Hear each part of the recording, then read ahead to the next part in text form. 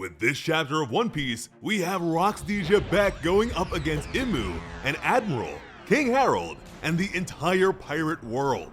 Not to mention the formation and proper reveal of the Rock's pirates. One Piece was on the cover of the magazine this week with Luffy and his various gears. There's also an emphasis on the fact that the manga has been around for 28 years now. The color spread features a Straw Hat exploring a city of flying penguins. Now, we always try to scan these things for any foreshadowing Easter eggs, but I don't think I like what I found. Notably, Jinbei's kimono features a large skull and a very large bird. Nami is also clutching onto him in fear. This getup of his certainly stands out compared to the more simple and vibrant outfits of his friends. But hopefully, this isn't a death flag for our boy Jinbei. The chapter picks up where the last one left off. Loki confirmed to Rox that he and his companions were on Elbaf. However, his dad was currently away on a voyage. This was Loki's first time seeing humans in real life. Stussy thought he was adorable, while Rox was surprised to learn that Loki was Harald's son. The criminal figured that even if he's not around, there must be a way for them to get into contact with their king. He asked for the boy's name. Once Loki gave it, Rox came up with some instructions for him. He wanted the little scamp to run back home and have someone send urgent news to his father. Specifically, it would say that Loki has been seriously hurt, and Harald needs to come back to Elbaf immediately. Loki was outraged. He told the puny human to watch his mouth and refused to take any orders. Furthermore, the thought of his father dropping everything just because he got hurt was the most ridiculous thing that Loki had ever heard. The human looked way too weak to be telling him what to do. So Loki was ready to strike. That's when Rox lifted his saber and Haki began to crackle. And his stance here is pretty similar to Roger's. Rox's swordsmanship was known for the brutality of its impact, which favored a massive hammer or even cannon fire. Tremendous power that blew everything in the surrounding area away. The scoundrel struck Loki with one tremendous blow that left the boy crying out in pain. Rox bellowed out a wicked laugh. Now Loki had been seriously hurt. We're then reminded that King Harald crossed paths with this man once before, during an incident at the Reverie.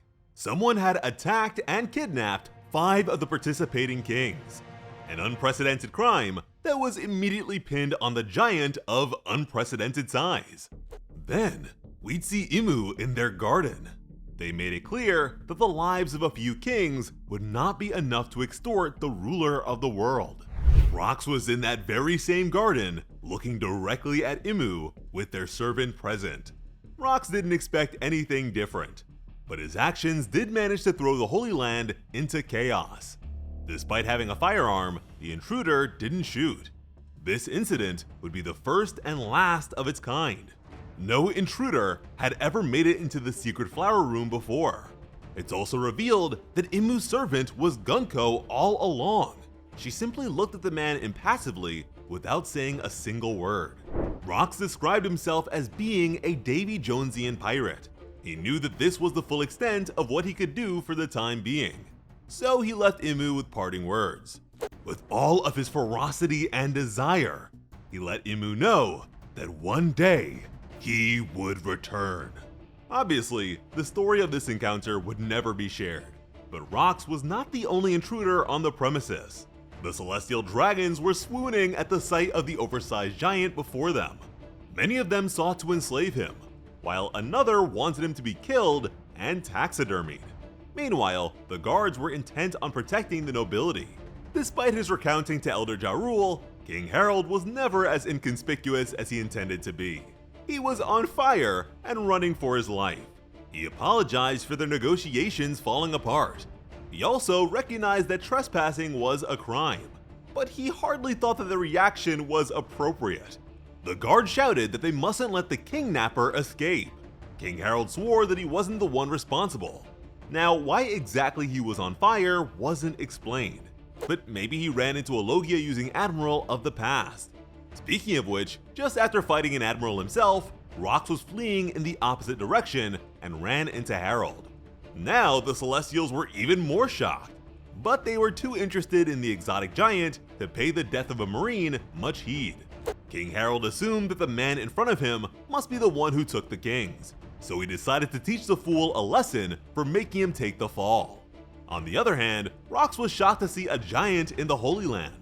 After all, they tend to be on the far fringes of the world.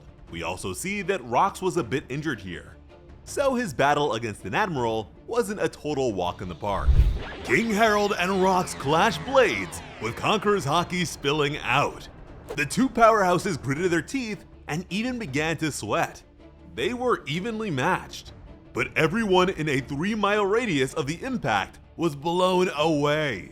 Huffing, Rox was delighted by the exchange and wanted to know the giant's name. King Harald's warrior spirit seemed to be alight for the first time in decades, as he laughed and shared it. Now, on more amicable terms, Rox quickly introduced himself and told Harald to angle his next strike in the direction of the town. He warned the giant that he would be enslaved if he gets caught. King Harald never expected something like that and sought to know more. But Rox told him not to ask questions, so Harald did as he was told. The king asked the man how to get to Elbaf. Rox pointed him in the direction of the New World and expressed his desire to see the giant again if he manages to survive. So Rox himself was not headed that way. Unfortunately for the madman, King Harald had no intentions of affiliating himself with a criminal. Rox was shocked to see that Harald just jumped off the edge without hesitation. We're then reminded that Rox defeated an admiral just moments before. They tried everything they could to save the Marine, but failed. And this was the greatest sin a criminal had ever committed. In an instant, Rox de Xebec became the most infamous pirate in the world and caused a great ripple effect throughout the many seas. Unfortunately, his bounty number is still obscured. However, you cannot tell me that this man Rox is not Buggy's father. I felt like I might have been Marshall D reaching with the last one, but now you cannot tell me otherwise. They hit damn near the same pose for their wanted posters. So Buggy and Shanks both have legendary fathers and very dangerous brothers. At this point, the current Yonko lineup is just full of nepotism. And apparently in Vietnamese, Xebec translates to Buggy. That's the sort of thing I would never figure out on my own, so I'm glad One Piece has such a massive and diverse fanbase. Sometime after that, a ship that was transporting a lot of the Celestial tribute for the Holy Land was attacked and ransacked. The gates of justice were destroyed, and the attacker was nowhere to be found. These resources were then used to fund Rox's pirating ways. Up until that point, all of Rox's many exploits were against the world government. But once he had his funding, he began targeting pirates as well. Rox took full advantage of the pirating tradition of Davy back fights, something we're already familiar with thanks to the Foxy Pirates. Effectively, pirates would bet their flags and even crewmates on the results of various challenges and ruthless games. In one case, we see that Rox participated in a boxing match just like Luffy had. Rox managed to build his entire crew by way of Davy back fights. So he had a number of powerful subordinates following him around even before he had a flag to wave. So this crew was not formed with the power of friendship at all. Rox let Whitebeard know that the guy he planned on recruiting next was especially amazing. With that, they made their journey to Elbaf. King Harald rushed back home as quickly as he could after receiving the letter. He was relieved to see that Loki was already recovering well. Smiling, he told his son that despite his strength, he mustn't wander into the realm of the dead. He claimed that the boy was lucky to have only gotten this hurt by falling off the cliff. He assured his son that there are many more dangers lurking about there. So King Harald has no idea that Rox was the one who hurt Loki, or even the fact that Loki was thrown into the realm at only a few minutes old and has grown up with the most dangerous beasts it has to offer. So if it wasn't already clear, King Harald is the densest character in One Piece, both literally and figuratively. To himself, Loki couldn't believe that his dad actually came back. He figured that it must have just been a coincidence. There was no way that his dad actually cared enough to come back just for him. King Harald then turned his attention to Rox. He heard all about the pirate's crimes and wanted to know what he was doing on Elbaf. The infamous pirate shouted that he missed the big guy. While his crewmates enjoyed their massive feast, Rox insisted on Harald joining his crew. Rox knew that the world government wouldn't listen to Harald's requests. He hoped that the giant got the picture by now and shouted that the time had come for them to be together. But Harald would do no such thing. Connecting himself to criminals would ruin the trust he's built with his allies. Rox didn't see why that should matter, since they're all just government dogs anyways. For as lofty as his own dream might be, Rox didn't see a point in reaching for something impossible. He told Harald that to have a chance at change, he needs to level the playing field first. Furthermore, Elbaf has the greatest warriors in the world. If something pisses him off, then as their king, he should just crush it. King Harald shouted back that those were the ways of the past, and that Elbaf has changed. But Rox was of the opinion that people never change. He was sure that the same bloodlust was still coursing through the giant's veins. Whitebeard asked if the two of them couldn't just enjoy the meal and pipe down. To that, Harald told the others that if they follow a man like Rox, he would only lead them to ruin. Shiki was the first to respond. He began shrieking with laughter at the thought of them following a moron like Rox. He made it clear that they're all just looking out for their own interests. Not a single one of them would care if the guy died. That said, Stussy had to admit that Rox's plans were somewhat appealing and very profitable. Then we'd meet Don Marlon, a gangster from the West Blue. He mentioned the pirate island of Hachinosu. In those days, countries the world over sent their worst criminals there as a form of exile, sort of like a proto-Impel Down. And since he's from the West Blue, we might just be looking at Capone's father here. Whitebeard added that the location was supposed to be an island without food or resources, where all a person could do was await their slow and agonizing demise.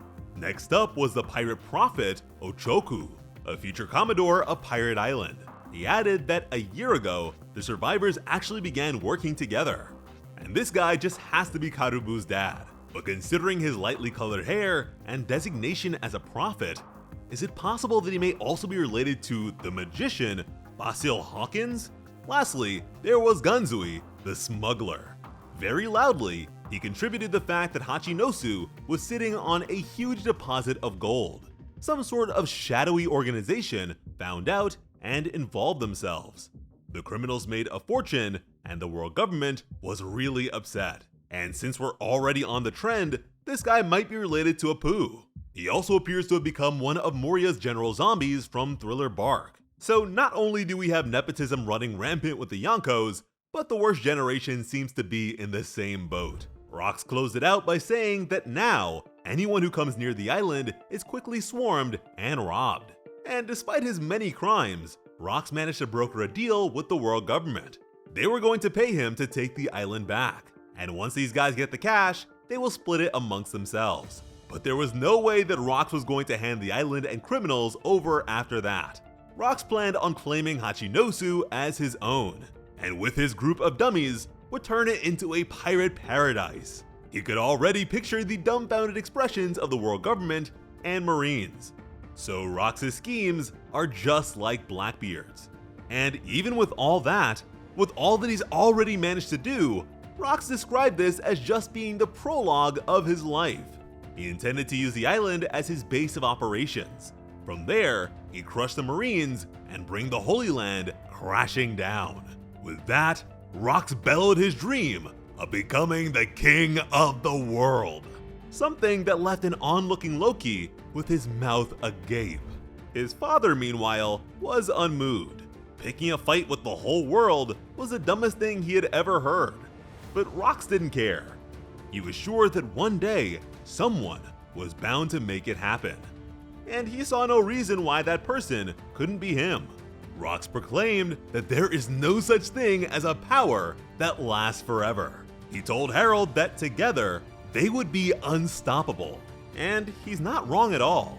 If Rox had Harald and all of Elbaf on his side, I have no doubt that they would have been able to pull it off. Loki listened to all of this in stunned silence.